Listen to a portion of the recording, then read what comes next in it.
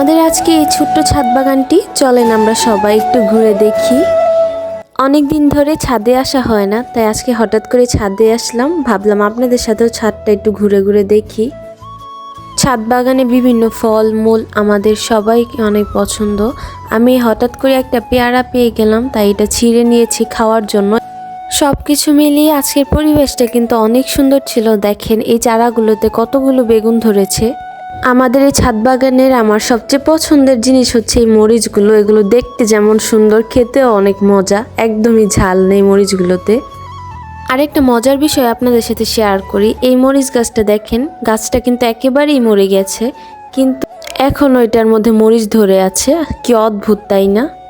আমাদের ছাদ বাগানে আহামরি কিছু নেই, কিন্তু যতটুকু আছে তা নিয়ে আমরা সন্তুষ্ট থাকি।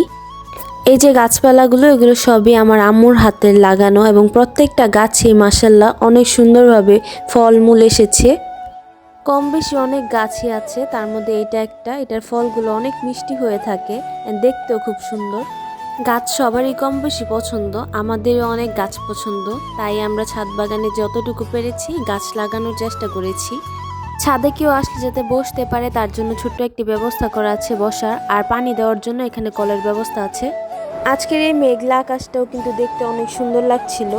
ছাদের উপর দাঁড়ালেই দেখা যায় চারপাশে সুন্দর সবুজ এই প্রকৃতিটা, দেখতে কিন্তু খুবই ভালো লাগে। আমাদের ছাদে প্রত্যেকটা মরিচ গাছের মধ্যে অনেক সুন্দর মরিচ ধরেছে। এই পাতা বা এই গাছটাকে কে চিনেন অবশ্যই আমাকে জানাবেন। ছাদে আপাতত ফুল গাছ কম আছে, ফল গাছই ধরতে গেলে বেশি আছে। এটা একটা ফলের গাছ।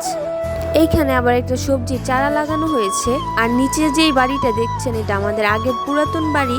সবকিছু মিলিয়ে আজকে কেমন লাগলো অবশ্যই জানাতে ভুলবেন না।